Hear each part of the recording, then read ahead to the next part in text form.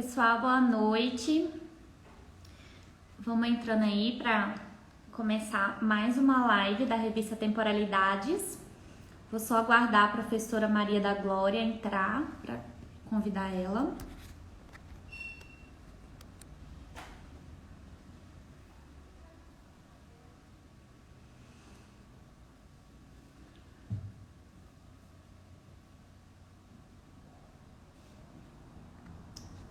Vou guardar aqui.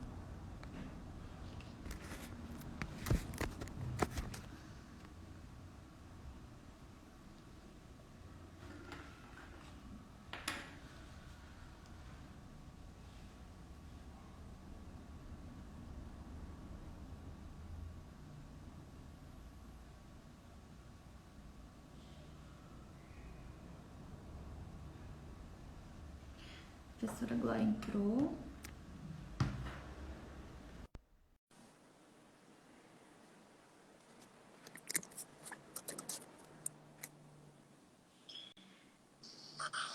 Oi, Carolina.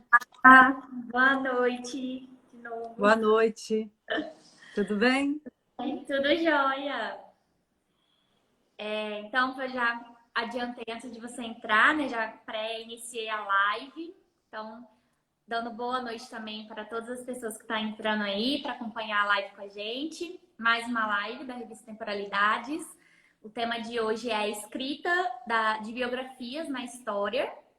A gente tem como convidada a professora doutora Maria da Glória de Oliveira. Eu vou fazer uma apresentaçãozinha rapidinho com aquela colinha básica do Lattes que a gente sempre faz. E aí eu já te dou a palavra, Tá bom. professora. Então, a professora Glória é graduada e mestre em História pela Federal do Rio Grande do Sul e doutora em História pela Universidade Federal do Rio de Janeiro. É professora de Teoria da História e da Historiografia da Universidade Federal Rural do Rio de Janeiro. Entre as publicações na área de Teoria da História e Historiografia, destaca-se a publicação da dissertação de mestrado Crítica, Método e Escrita na História, em João Capistrano de Abreu. E a professora também é líder do Núcleo de Pesquisas de Teoria da História e Historiografia. Da História e História da Historiografia. Professora, queria agradecer em primeiro lugar a senhora ter aceitado o convite de estar aqui com a gente hoje, essa noite, para falar um pouquinho sobre suas pesquisas, né, enfim, e sobre esse tema.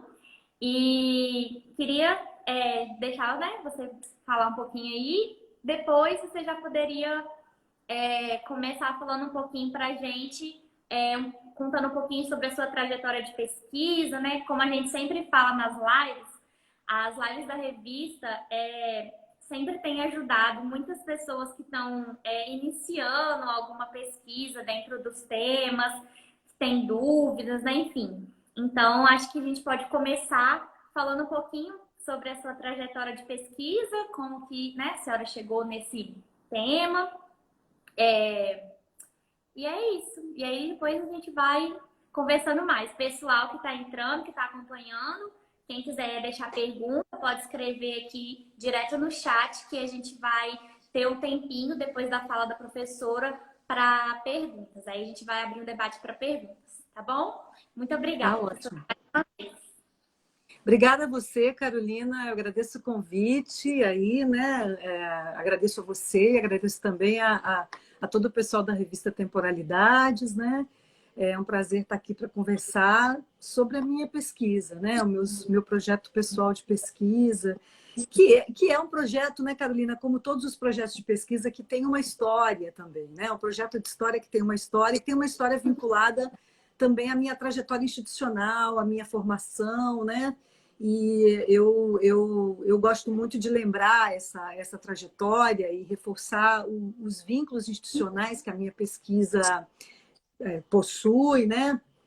Eu fiz a minha graduação lá no Rio Grande do Sul, na Universidade Federal do Rio Grande do Sul, e o mestrado também, né? E eu fiz no momento em que começava a despontar um pouco a possibilidade de nós termos uma área, como é a área de História da Historiografia, que hoje é uma área muito robusta de pesquisa aqui no Brasil, né? História da Historiografia e Teoria da História, Mas eu, no finalzinho da minha graduação, eu descobri que eu queria trabalhar com historiografia. E foi graças a um professor, que na época era um professor de método de pesquisa, que é aquela disciplina de projeto que os cursos de História em geral oferecem, né? Projeto de TCC, de monografia. Graças ao professor César Guazelli, né? Que era meu professor na época, eu fui, de uma certa forma, encaminhada para os estudos de história da historiografia, né?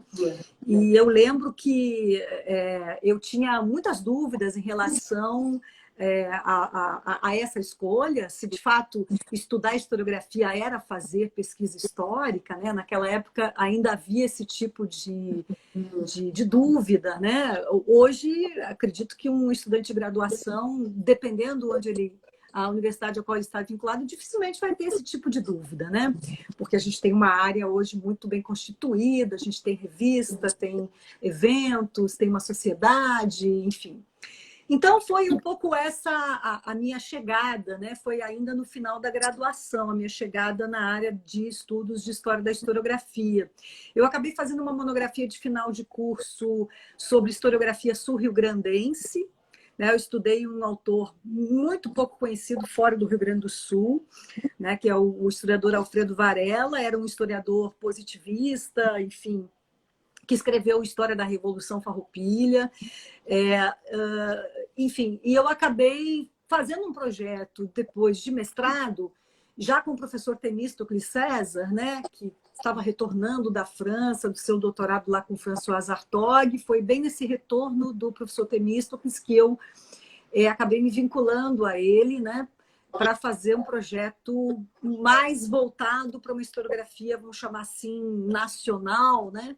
E aí fui estudar o Capistrano de Abreu, que é um autor canônico da historiografia brasileira, né? Muitos estudos sobre o Capistrano já naquele momento, né? Que foi, eu ingressei no mestrado em 2002, então já no início dos anos 2000 a gente já tinha um acúmulo de produção sobre Capistrano de Abreu muito consolidado, né? Alguns autores bem conhecidos.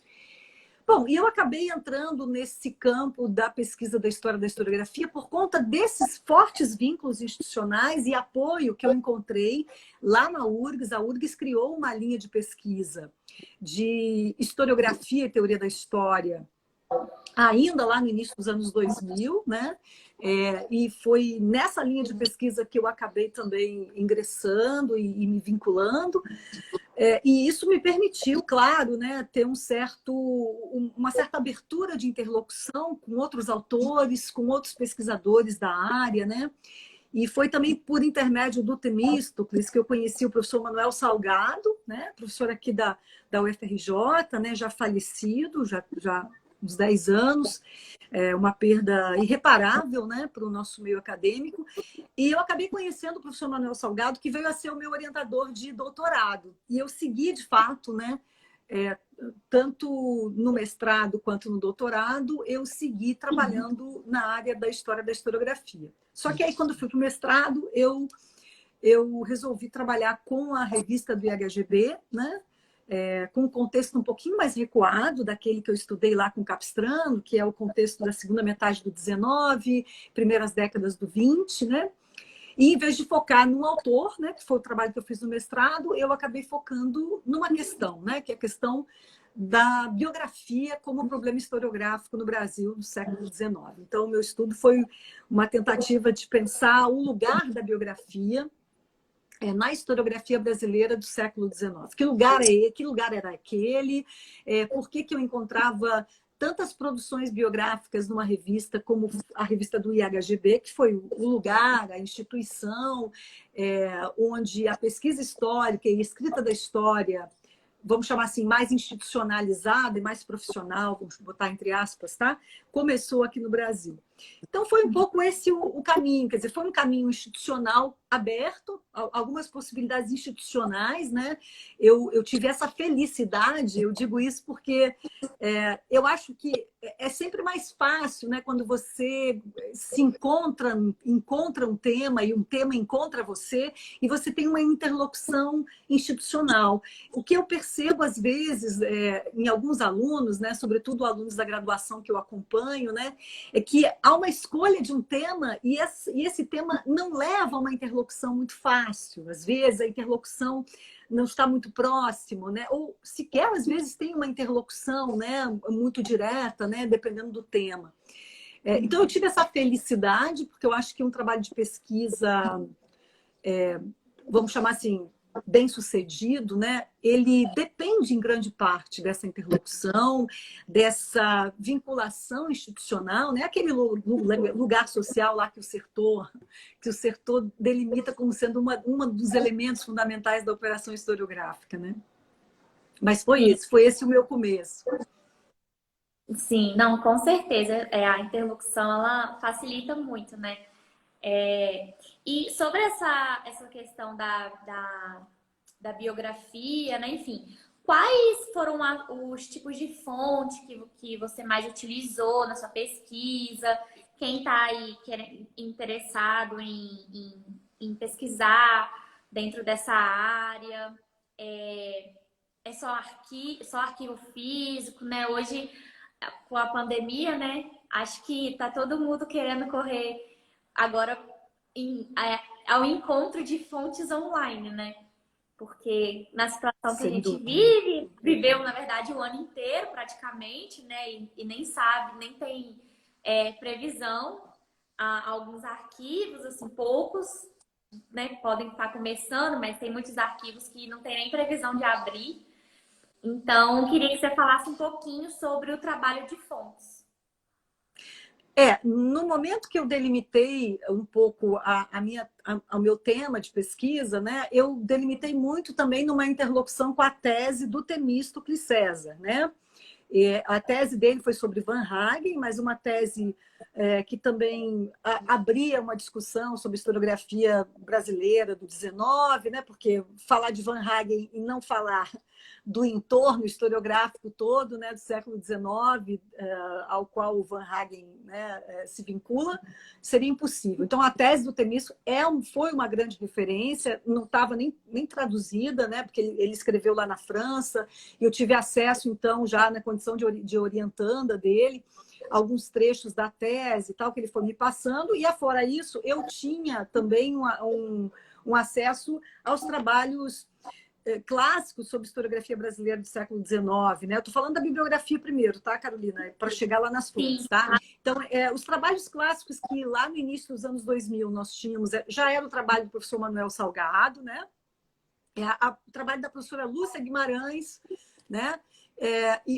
Eram as grandes referências e eu tinha a referência do Ricardo Benzaquem por conta do meu estudo do Capistrano, né? Do meu mestrado. Então, o Benzaquem também era uma referência para mim, embora ele não tenha sido um autor voltado para estudar a historiografia brasileira do século XIX. Então, eu tive que percorrer um pouco essa bibliografia mais consolidada, né, sobre historiografia brasileira do século XIX e depois também percorrer uma bibliografia que aí eu tive que encontrar fora, né, a discussão, muita bibliografia francesa discutindo o Estatuto da Biografia, etc., né, para poder olhar para a minha fonte, né? Então, é um pouco o que eu sempre também falo para os meus orientandos, né? Antes de chegar na fonte, tem que armar o seu olhar, senão você vai chegar na fonte com um olhar tão desarmado que ela não vai dizer nada para você, não vai acontecer nada. Então, na verdade, eu comecei a acumular essas leituras já para fazer o projeto, né? O projeto de doutorado, para um pouco identificar o que seria o meu problema de pesquisa, né? E é claro que você não encontra um problema de pesquisa, às vezes, no seu projeto. O projeto, às vezes, não é claro em relação a isso. Você vai encontrar na medida que você pesquisa, com as fontes, com a bibliografia, você vai encontrar um problema de pesquisa, né? Eu, de fato, eu tinha uma referência, assim, lendo tudo que eu lia sobre historiografia brasileira, especificamente o trabalho da Lúcia Guimarães, né? Eu tinha uma referência, assim, de que havia muita produção de textos biográficos na revista do IHGB ao longo do século XIX. Havia uma seção específica, inclusive, de biografias, né, na revista. Mas essa produção, ela não podia ser enquadrada como uma produção propriamente historiográfica, né? Então, e um pouco isso que a Lúcia Guimarães falava na tese dela, né? Uma tese importantíssima, né? Publicada em 1996, né? Sobre o IHGB. Bem, era um pouco essa referência que eu tinha, né? Bom, eu comecei, aí de fato eu cheguei, comecei a olhar e a pesquisar a própria revista. Lá naquele momento que eu fiz a pesquisa, que foi lá nos anos 2000, a revista não estava digitalizada, a revista IHGB. Então eu lembro que eu dispus, assim, eu tive que ir até a biblioteca da PUC, lá de Porto Alegre, né? A PUC-RS, né? PUC Rio Grande do Sul, que tinha uma coleção, né, da revista impressa, toda encadernada, e ela, inclusive, nem estava em obras raras, não. Ela estava disponível na estante, assim, dos periódicos lá e tal. Toda ela, assim, estava toda a coleção do primeiro número, né? Se não me engano, acho que o número 1 da revista, que é de 39, né? O volume 1, estava em obras raras, porque já estava num estágio já de decomposição, né? Bem acentuado. Então, mas eu dispunha efetivamente das minhas fontes na estante. E como uma biblioteca com ótimas condições de pesquisa, né? A biblioteca da PUC era uma biblioteca excelente, eu praticamente me tornei a dona, né? A guardiã daquele lugar, daquela prateleira que continha, né? Toda a coleção da revista do IHGB, que eram as minhas fontes, né? Então, eu sabia exatamente como. Só eu que pesquisava, claro que ao longo do tempo outras pessoas apareceram ali e eu me comportei exatamente como se comporta esses guardiões da memória, sabe? Essas pessoas que viram donas da fonte, do arquivo. Nossa, eu me sentia super enciumada, né? De no dia seguinte aparecer ali e ver que estava fora da ordem que eu tinha colocado, sabe? Então, assim, aquelas eram as minhas fontes, né? E eu trabalhava intensamente, então eu tinha uma relação com as fontes muito, muito pessoal, muito de posse, né? Mas, enfim, eu consultei a revista impressa, e foi muito bacana, porque eu acho que a leitura da fonte impressa, eu não estou dizendo que é melhor nem pior, não, sabe? Eu acho que é uma outra leitura, apenas isso, tá? Então, assim, a possibilidade de você voltar à página, outra coisa, a possibilidade também de você ter o contato com o suporte material, né? Mesmo que ele esteja já deteriorado, no caso das fontes mais raras, né? Foi uma experiência única, né? Até porque eu acho que esse tempo também de consultar a revista BHGB, o suporte material, acho que se foi, acabou, né? Porque agora ela está toda digitalizada. Então, por exemplo, os meus orientandos todos, eles já trabalham há muitos anos já com a revista digitalizada, com a versão digitalizada e com todas as vantagens que isso oferece, né, para uma pesquisa. Mas eu, de fato, eu tive o contato com a fonte impressa e foi bastante importante, porque eu pude não apenas explorar o específico da minha pesquisa, que eram os textos biográficos publicados na revista do IHGB ao longo do século XIX, como eu pude ter contato com tudo que se publicava na revista. Então, eu fiz a leitura integral dos textos, inclusive a revista do IHGB tem uma seção que, em geral, é no final dos volumes, é a seção de atas, né, das reuniões do IHGB, que é um material também que foi muito importante na minha pesquisa. Então, tipo, foi uma fonte muito farta, eu tive muito material para trabalhar, muito, muito material mesmo. Agora, eu sempre digo que um trabalho de pesquisa, quer dizer, eu acho que a importância de você também ter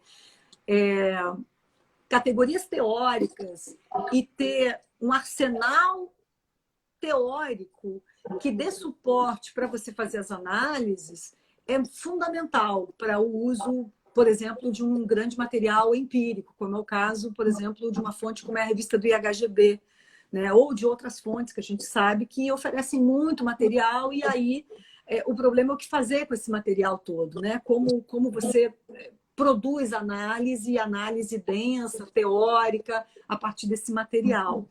Então, foi um pouco isso, assim, eu me deparei com uma quantidade muito grande de material que não tinha sido devidamente explorado, né? Embora a gente tenha trabalhos, esses trabalhos são trabalhos que eu considero clássicos, sobre o IHGB, sobre a historiografia brasileira do século XIX, mas exclusivamente em cima da revista, né?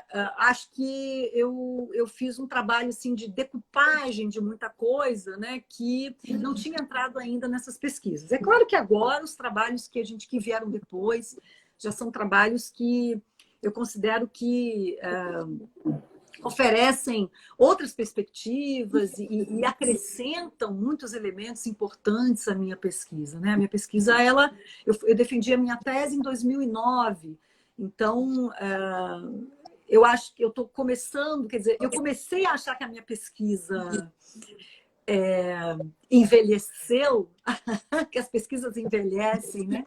Também como as pessoas, como o mundo, como tudo, né? Quando eu comecei a participar de algumas bancas, né, que me usaram como referência, e aí eu percebi claramente, meu Deus, como esses trabalhos aqui me ultrapassaram em muito aquilo que eu fiz, né? Isso é uma coisa muito bacana, né, Carolina? Isso é uma coisa fantástica para um pesquisador, para um historiador, para qualquer pessoa que produz uma pesquisa, conseguir perceber que, bom, alguém me passou, né? Alguém me usou como referência e, poxa, passou mesmo e foi em frente, seguiu algumas pistas que eu não investi tanto, né? Então, isso é bacana. Eu queria citar aqui o trabalho do José Alves de Oliveira Júnior, que eu participei da banca dele, lá da Federal de Goiás, né? Fiquei muito contente. O José Alves, ele recuou a pesquisa sobre biografia e foi lá na Academia de Ciências de Lisboa, século XVIII. Então, ele fez um movimento que, no final da minha pesquisa, eu tinha certeza que eu tinha que fazer, que era recuar para o século XVIII, né? E aí, bom, ele fez isso brilhantemente, é um trabalho, uma tese que eu recomendo fortemente, né? Sim. Então, eu acho que existem outros trabalhos aí que eu recomendaria também, que pesquisam biografia no século XIX, Brasil, ou avançam um pouquinho mais para o XX. Mas eu acho que ainda há possibilidades de pesquisa, né, nesse tema. Sim. Já aproveitando o gancho, a minha próxima pergunta ia ser justamente um pouquinho sobre isso. Como que você vê essa renovação da pesquisa, né? Enfim, desde quando você começou a pesquisar biografia ou um pouco antes, como que a historiografia ela foi se renovando, mudando, os tipos de abordagem que se fazia antes, que hoje já estão, né, mais em desuso, assim, falar um pouquinho sobre essa, vamos dizer, evolução, né, da historiografia dentro da pesquisa dentro da pesquisa, né, dos personagens, de histórias biográficas. O que vai mudando é a agenda de questões, né? A gente sabe disso, né? Quer dizer, as fontes estão lá, a revista do IHGB, ela está lá, continua lá, quer dizer, o que vai mudando mesmo o elenco de questões que a gente consegue fazer, e isso, evidentemente, a partir de categorias teóricas, de questões mais teóricas, né? Eu acho que as fontes por si só, algumas fontes por si só, elas não fornecem mesmo. Quer dizer, se eu fosse ler as biografias da revista do IHGB sem ter tido acumulado uma discussão sobre biografia, sobre gênero biográfico, sobre as características do gênero biográfico, especialmente a discussão que aproxima e afasta o gênero biográfico da historiografia, da história, né? Se eu ficasse com aquela, digamos, com aquela visão do senso comum, que a biografia não é história, né? Biografia é uma história mal contada, né? Ou biografia é uma história mentirosa, né? Porque a história supostamente de um indivíduo, né? A tal da ilusão biográfica, né? Se eu tivesse lido só o texto do Bourdieu e ficado nele, né? Eu, eu não teria investido na tese, né, de que a biografia ela era parte do projeto historiográfico de uma instituição como o IHGB, naquele momento ali no Brasil do século XIX. E uma parte importante, né? Tanto que historiadores, né, como Van Hagen, por exemplo, que foi o autor da primeira História Geral do Brasil, ele escreveu muitas biografias, biografias curtas que apareceram lá na revista, né, eram parte da seção da revista. Januário da Cunha Barbosa, um dos fundadores também do IHGB, foi, na verdade, o grande idealizador do projeto de biografias dentro da revista. Agora, isso, olhando só para a fonte, né, Carolina, se a gente olhar só para a fonte, a gente vai ver o quê? É uma revista que tem uma seção de biografia.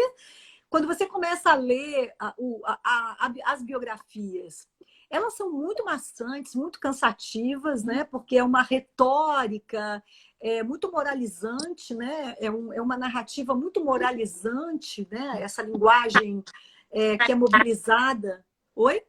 Tem que pensar também a intencionalidade da escrita daquela revista, né? Exato, né? E lembrar que, por exemplo, a tópica da história mestra da vida, né? Essa tópica retórica antiga da história magistra vitae, ela está muito presente no projeto historiográfico do IHGB. É um princípio que rege a concepção de história desses letrados que estão ali congregados no IHGB. E é o ponto, digamos assim, é o ponto de conexão do projeto biográfico e do projeto historiográfico. Quer dizer, ambas, biografia e história, elas compartilham, né, desse princípio, né, da história exemplar, ou das vidas exemplares, né, do exemplo, né, que é buscado nas lições que o passado oferece para o presente, né? E isso traz, portanto, um tom muito moralizante, né, para a escrita dessa biografia e para a própria escrita da história. O que acontece com as biografias, o que eu fui percebendo, é que elas, além desse caráter moralizante, que a rigor vem de antes do século XIX, né, vem de uma modalidade de biografia que a gente pode localizar antes, né, em períodos anteriores, né? Mas essa biografia que começa a ser produzida no século XIX, que é publicada nas páginas da revista, ela tem também uma ambição muito semelhante à ambição da historiografia. Ela exige uma comprovação documental, né? Então, muitas biografias que vão aparecer na revista, elas têm anexadas fontes, referências de documentação, né? Muitas vezes documentação, às vezes referente ao local de nascimento de um sujeito, né? Ou referente a uma obra que o sujeito elaborou, enfim. O que eu quero dizer, quer dizer, o que eu quis demonstrar, né, é que essas biografias que supostamente estão ali sem uma função muito claramente historiográfica, no sentido de não oferecerem uma narrativa histórica, né? Tipo uma história geral do Brasil, alguma coisa assim. Essas biografias, primeiro, elas eram biografias de sujeitos que tinham uma vinculação muito direta com o Estado monárquico e com o projeto do Estado monárquico, sobretudo com o projeto do Estado monárquico a partir da independência, né? Da nossa independência, né? Então, você vai encontrar ali o título da seção é Biografias de Brasileiros Ilustres por Letras, Armas e Virtudes, né? Esse é o título, que já mobiliza uma tópica clássica, né, da retórica lusitana, né, a tópica das armas e letras, né, que é a tópica que você encontra lá no Camões, por exemplo. É a grande tópica da expansão ultramarina portuguesa. Numa mão a arma e na outra a pena, né? Então, essa é a grande tópica retórica que informa o projeto expansionista lusitano. Então, é curioso que essa mobilização dessa tópica esteja já lá estampada no título da revista. E aí você vai encontrar quem são esses biografados. Bom, a sua grande maioria são homens, são varões, né? Embora a gente encontre lá nomes femininos, alguns nomes femininos, tá?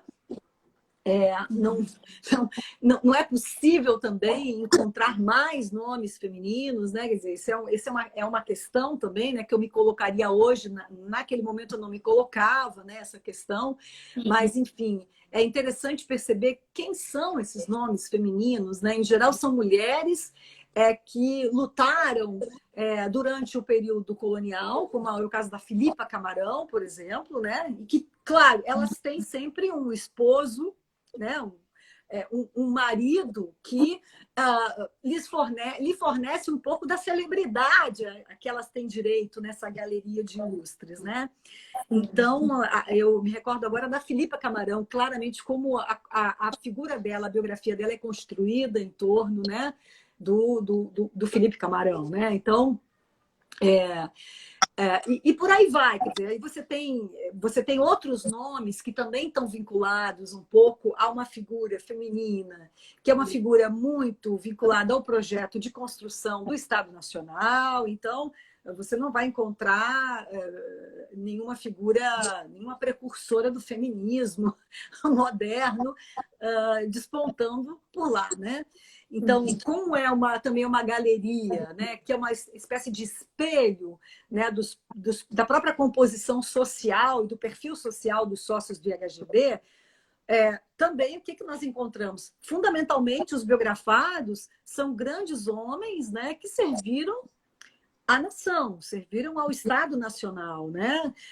São grandes homens letrados ou homens de ciências, né? Quer dizer, eles têm esse critério, do critério da ilustração, que é bem importante, né? Nessa galeria de homens ilustres, né? A minha questão, Caroline, foi que eu cheguei num determinado momento e quando eu percebi que essa tópica da história mestra da vida, ela não estava abandonada no século XIX e ao longo do século XIX todo. Final do XIX, lá eu encontrava ainda a evocação da tópica da história mestra da vida, não apenas para as biografias, viu? Mas para outros textos, né, publicados na revista, relatórios de primeiro secretário e outros documentos contidos na revista. Então, eu tinha a leitura muito presente do Koselleck, né? Aquele texto falando da dissolução, da história mestra da vida, e ele pontuando claramente ali, claro, concentrado muito no contexto germânico, né? Ele pontuou um pouco o esvaziamento, ele usa a palavra dissolução, né, do topos da história mestra da vida, no final do século XVIII e na virada ali para o XIX. Né? Bom, não foi o que eu encontrei. Né? Então, aí começou o meu problema de pesquisa, porque aí eu tinha numa perna o senhor Koselleck me dizendo, olha, não, mas aqui a modernidade, né? Aqui a gente tem um salto, né? Um Saltzeit, né? Para a modernidade aqui no final do XVIII, né? O conceito moderno de história, né? A história passa a ser pensada e passa a ser objeto de uma reflexão e passa a designar um coletivo singular, um singular coletivo. Bem, eu encontrava isso também, mas a tópica da história mestra da vida, ela não se dissolvia, assim como ele estava pontuando. Ela permanecia absolutamente válida, tanto funcionando dentro da historiografia, quanto, sobretudo, para justificar o projeto da escrita das biografias, né? Então, eu me vi um pouco... Quando você é pesquisador de doutorado, você ainda não tem uma segurança ainda, às vezes, necessária para... veja, pesquisadora também, né? Hoje eu colocaria a questão de gênero também, né? Nesse pacote, tá? De constrangimentos, né? Para uma pesquisa que, eventualmente, não encontra aquilo que um autor renomado está dizendo nas suas fontes, né? Então, eu comecei a não encontrar. aquilo que o senhor Kozelek estava dizendo lá no Futuro Passado, que são textos lá dos anos 60 e tal, né? Que chegaram aqui, na verdade, muito tardiamente, né? A gente teve o Kozelek traduzido em 2006. Eu lembro que eu consegui uma versão do Kozelek em espanhol, né?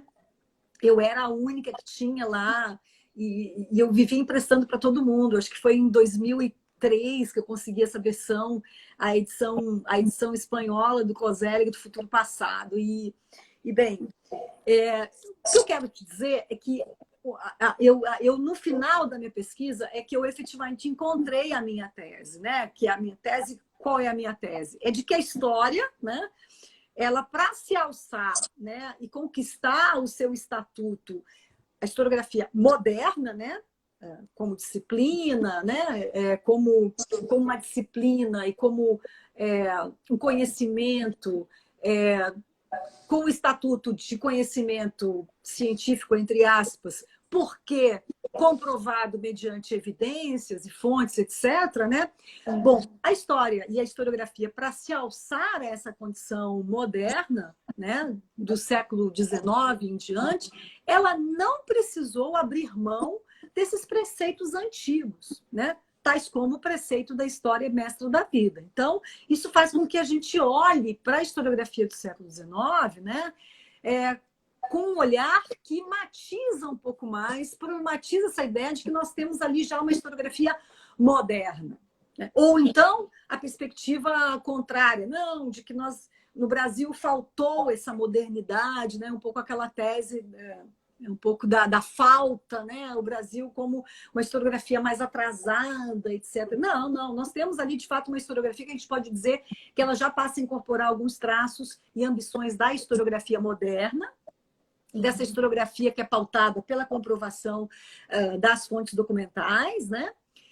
Mas não há um abandono e não há uma dissolução tão completa dessa tópica da história mestra da vida. Então, é uma tópica que ela tem uma longa validade. O próprio Kozelek, ele não seria ingênuo a ponto também de afirmar, né, que houve uma superação completa, não é isso que ele está afirmando ali. Inclusive, ele fala na longa duração da tópica, né?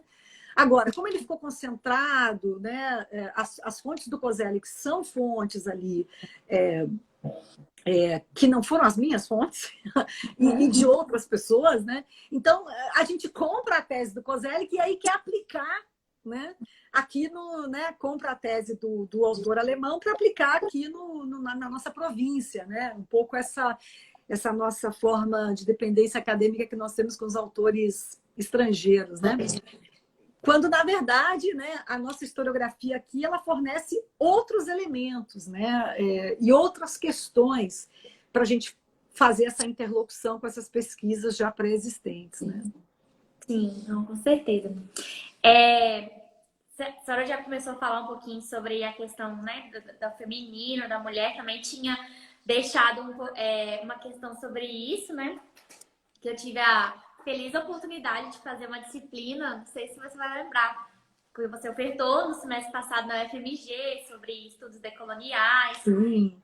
E aí eu também pensei sobre essas questões, assim, quando que as biografias, a história das mulheres efetivamente começa a entrar, né, aqui no Brasil, no ramo dos estudos biográficos, como que essas mulheres elas são representadas, né, enfim, como que meio que assim, o início da história das mulheres através dos estudos biográficos.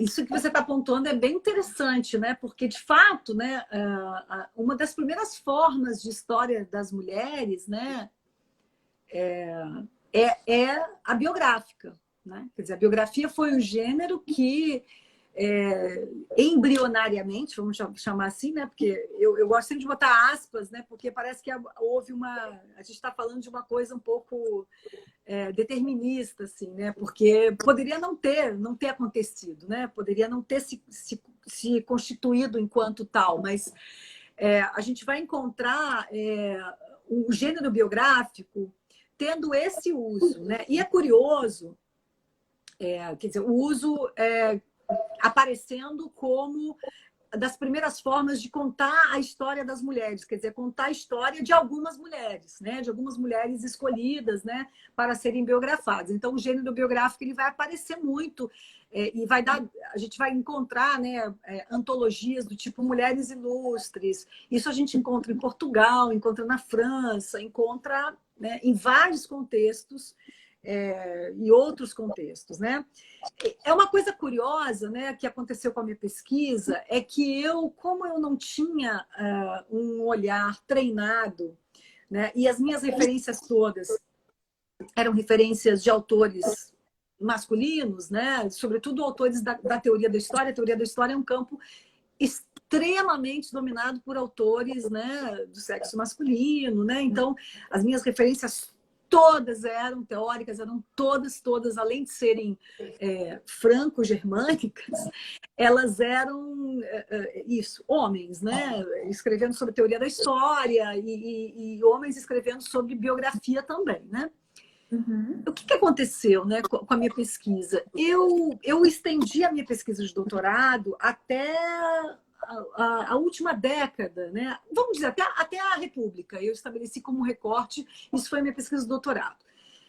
Eu, de fato, né, eu não avancei, não deu tempo de avançar muito no doutorado, né? E aí eu fui construir um novo projeto, um projeto de continuidade a essa pesquisa, que é o que muitos professores fazem quando ingressam na carreira acadêmica e aí continuam pesquisando sobre o mesmo tema, só que com algumas alterações. Eu, de fato, fiz alterações no recorte temporal e eu me propus avançar para as primeiras décadas do século XX, né? E estudar essa escrita de biografias, né? Já num outro contexto, e já é o contexto do Brasil República, da Primeira República, né?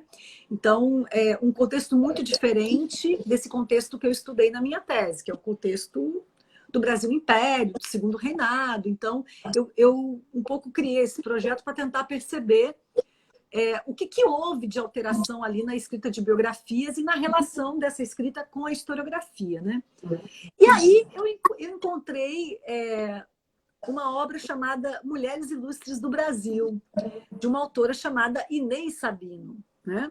Que escreveu e publicou esse livro, essa antologia, né, de vidas de mulheres ilustres, em 1899. Então, de fato, eu não pude encontrar a Inês Sabino antes, primeiro porque o meu recorte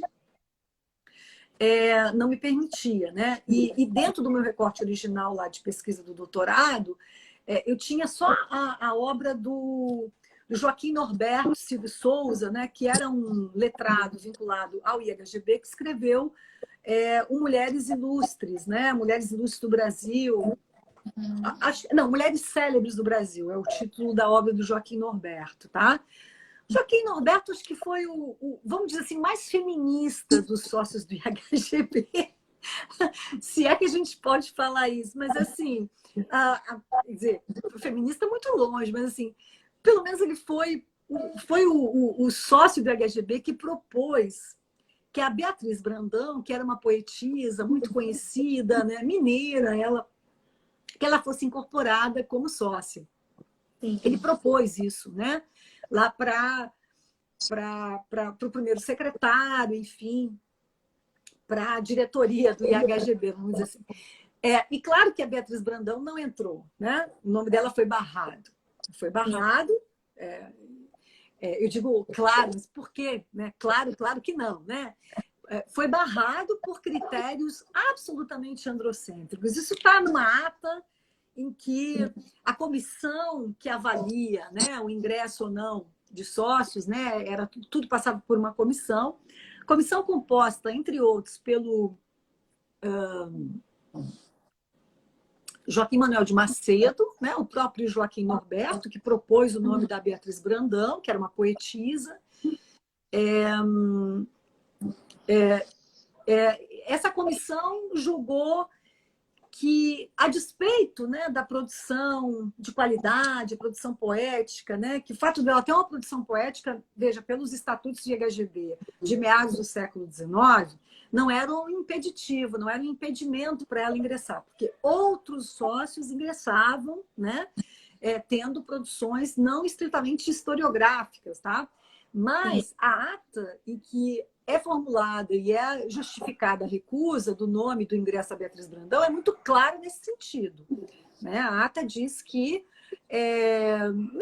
não seria muito bom ter uma mulher entre os sócios daquela agremiação, né? Então essa é uma ata que, enfim, que ela é muito clara no critério androcêntrico, né? Então, né, Carol, eu acho que na verdade, eu acho que eu não enxergava no momento do meu doutorado, eu não tinha um equipamento de visão mesmo, né? Para fazer uma crítica feminista mesmo, né? Que eu acho que ela é procedente, né? Do ponto de vista de dizer, olha, isso aqui é um critério androcêntrico e tal, né? Eu um pouco me deixei convencer, né? Pela visão mais geral de que, bom, e é um argumento bem historicista, assim era, né? Os critérios eram esses, as mulheres não tinham muito acesso a uma formação letrada e, portanto, está explicado por que elas não estavam ali nessas instituições acadêmicas, né, de produção do conhecimento, né, de produção literária, enfim, né? Então, é claro que dentro do IHGB você não vai encontrar mulheres, né, sócias, você vai ter a primeira mulher sócia, ela vai aparecer em 1965, né? Tá? Figura da Virginia Hall, que é uma pesquisadora portuguesa. Então, veja que longa duração desse androcentrismo, né? Dessa instituição. Então, veja, o que eu queria, fiz esse longo percurso, né? Quando eu encontrei o texto da Inês Sabino, já estava num outro recorte temporal, um recorte temporal da minha pesquisa mais atual, né? Bom, a Inês Sabino abriu, portanto, a possibilidade de trabalhar com uma escrita biográfica, né? Que faz a articulação, né? Com o trabalho de memória sobre mulheres, mas que, ao mesmo tempo, a gente pode compreender como sendo uma primeira forma de registro de memória, de história das mulheres, né? Que era o que a Inês Sabino pretendia fazer. Era tirar do esquecimento o nome de algumas mulheres ilustres da história do Brasil, etc. Né? Foi com essa intenção que ela escreveu a antologia, se espelhando em outras antologias semelhantes que existiam na França, né, em Portugal, né? Então a gente pode dizer que esse modelo mulheres ilustres, assim como homens ilustres e tal, é um gênero, né? É um gênero de escrita biográfica na forma de antologia, né? São textos biográficos muito breves, né? Mas que um pouco já remetiam a um certo projeto de escrita da história das mulheres, né? No sentido de colocá-las, tirá-las do esquecimento, né? Fazendo esse primeiro movimento de memória, né? De construção da memória. Sim, não, com certeza. Sobre essa questão também do estudo das mulheres, eu acho que, né, como você falou, quando eu estava fazendo minha pesquisa de doutorado, eu não era tanto seu objetivo também, né? Focar nas questões feministas, vamos dizer assim. Eu acho que é uma coisa também muito atual, né? Assim, acho que hoje, em várias áreas, nós tivemos uma live há um tempo atrás com uma professora que estuda futebol, por exemplo, e ela falou que ela sempre é questionada, ela por ser mulher, por que ela não estudava, por exemplo, futebol feminino, né? E aí eu lembro que ela falou, olha, na minha época de construção, na época da minha tese, né, as questões do feminino, elas não estavam tão em voga, vamos dizer assim, iguais como estão hoje, né, dentro da historiografia, de uma forma geral. Então, acho que também acaba que o trabalho historiográfico passa por isso também, né? Assim, acho que as épocas, os enfoques, eles vão modificando também, né? Sim, é porque a perspectiva feminista de pesquisa, né? Quer dizer, ela não necessariamente vai levar você para um tema as mulheres, né? Com todos os problemas que essa categoria tem, né? Mas é uma forma de você olhar. Então, você pode fazer uma pesquisa, sei lá, sobre algo em que você tem contato com sujeitos masculinos, vamos dizer assim, né? Mas o seu olhar, de uma certa forma, direcionar você ou permitir que você faça, né, um tipo de análise em que você vai perceber, né, isso que é próprio da categoria de gênero, que é uma categoria relacional. Né? Então, eu não acho que para você ser uma pesquisadora comprometida com a causa feminista, você tenha que necessariamente pesquisar mulheres, ou você tem que ter um projeto, um tema de pesquisa, um objeto de pesquisa que seja explicitamente feminista, né? Até porque isso não existe, né? Então, acho que a teoria feminista, a perspectiva feminista, o olhar feminista, né, para o mundo, ele permite você trabalhar com qualquer objeto, né, ou com qualquer tema. Né? O que vai modificar é a forma de você problematizar, né, esse tema, esse objeto de pesquisa, essas fontes. Eu, seguramente, quando eu fiz a minha graduação, meu mestrado, meu doutorado, eu não enxergava, para mim não era um problema, né?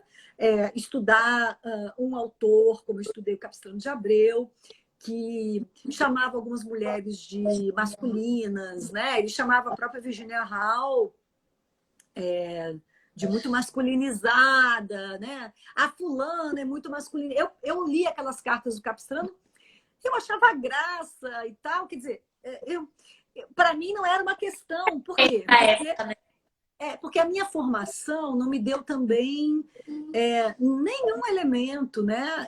E tampouco o contexto e a conjuntura na qual eu fiz a minha formação e a minha graduação, né?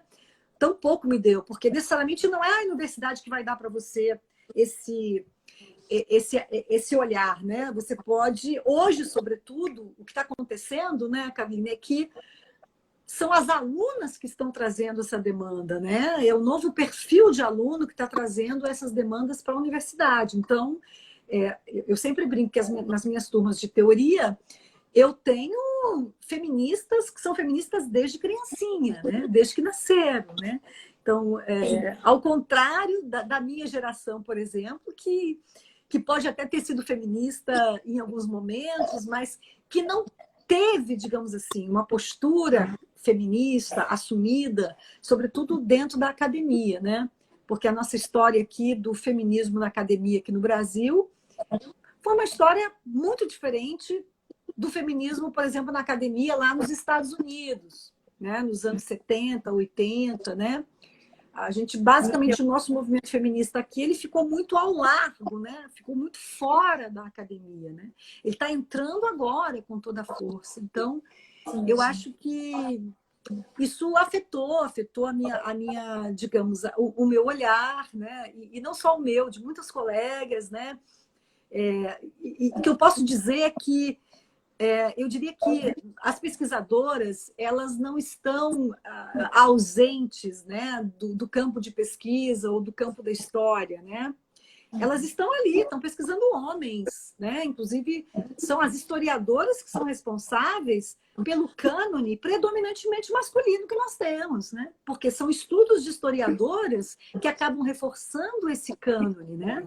Você já percebeu isso? Quantas historiadoras produziram obras que são obras fundamentais sobre historiadores? Né? Para lembrar alguns nomes aqui, tá? A Maria Odila, por exemplo, escreveu uma obra chamada O Fardo do Homem Branco, que é uma obra clássica de historiografia, história da historiografia, né?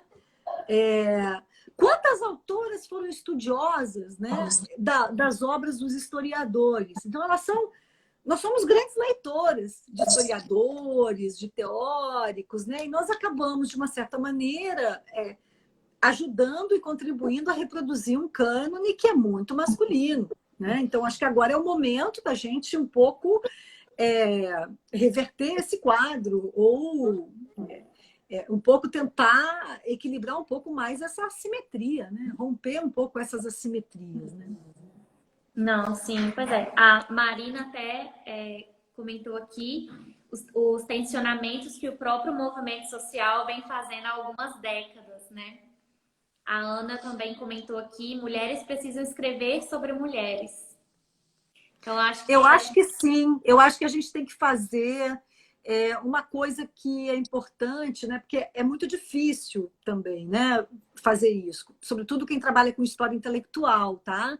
Mas eu acredito que na área da história social também a dificuldade com as fontes também seja bem grande, né? Então, nós não temos, às vezes, acesso direto a fontes, né? Como nós temos para os autores, né? Estou falando aqui, por exemplo, história intelectual, tá? Que é a minha, sim. que é onde eu tenho mais referência, tá? Então, de fato, é mais fácil quando você vai escolher um tema de pesquisa, você tem ali na prateleira os autores canônicos, você tem ali o Sérgio Buarque, Capistrano de Abreu, né? Então, eles estão ali com edições renovadas, fáceis de serem encontradas. Agora, você vai estudar uma autora como a Inês Sabino, é uma dificuldade enorme para você encontrar. Você não encontra material sobre ela, né? Você não encontra cartas, por exemplo, né? Você não encontra o arquivo pessoal de uma autora como ela. E olha, e ela era uma mulher. E mesmo assim, onde é que está o arquivo pessoal dessa letrada, dessa mulher de letras do século XIX, início do XX aqui no Brasil? Né? Então, assim, a gente não sabe. A gente não sabe onde é que está, não é encontrado, né? Não se encontra. Você tem a obra que ela foi publicada em facsímile, né? Há algum tempo atrás, pela editora das mulheres lá de Santa Catarina. Está em PDF, ela é fácil de ser encontrada, é fácil, enfim. Mas você não tem aquilo que seria essencial, né? Algo importante também. Você tem um material, como você tem um material farto, por exemplo. Quando eu comecei a pesquisar o Capistrano de Abreu, uma fartura de cartas, né? Muita fartura. Aí você faz a farra da pesquisa, né? E assim outros autores. Então, de fato, trabalhar com mulheres, né? Escolher e eleger mulheres, sobretudo no campo da história intelectual, o primeiro enfrentamento, né? A primeira grande dificuldade é a dificuldade com as fontes, com as edições, né? Muitas vezes você escolhe uma autora que teve uma única edição, virou uma obra rara, você não encontra em PDF, você não tem acesso. Às vezes a própria biblioteca ela veda o acesso àquela obra. Então veja, isso é um silenciamento, né? Isso é uma forma de silenciamento, né? E a própria produção, né? Assim, se a gente for, né, como você falou agora, tem aqueles autores que são clássicos, né? Igual, né, conheço pessoas, né, que pesquisam a história das mulheres, colegas, né? E sempre a vontade é sempre assim, não, eu vou pesquisar a história das mulheres, então a minha bibliografia vai ser só de historiadoras mulheres, falando sobre a história das mulheres, a personagem, né, enfim, feminina, mas tem um pouco disso. Eu acho que a própria produção historiográfica, eu acho que a própria academia, assim, tem essa, não sei se a gente pode dizer preconceito, assim, mas não tem como você sair de alguns autores que são considerados clássicos, né, para estudar uma temática. Porque, né, enfim, quando você chegar na sua banca, por exemplo, mas você está estudando isso, mas o fulano de tal homem é a grande referência e você não está utilizando. É como se assim, você quer fazer uma história, quer fazer um trabalho só de mulheres consideradoras, mas acaba que a própria historiografia, a própria academia te, né, força você também a utilizar referências que são clássicas e que são do gênero masculino. Então, acho que tem um pouco disso também, né? Nessas pesquisas, assim, não tem como fugir muito de se Sim. utilizar essas referências masculinas, mesmo aquelas que estão se propondo, enfim, a discutir assuntos relacionados à história das mulheres, né? Mas é lembrar Professor, também, né, Carolina, que isso é uma questão política, né? Oi. sim. Deixa eu só, é porque É, tá falando aqui que em 30 segundos vai cair a live. Aí a gente combina tá, assim, eu vou encerrar essa e aí eu vou abrir uma nova e a gente continua a conversa, pode ser? tá bom, tá Pessoal, então certo. é isso. Eu vou encerrar agora. Eu vou encerrar e já vou abrir uma nova em seguida e a gente volta para o debate e para as perguntas a mais, tá bom? Até daqui a pouco.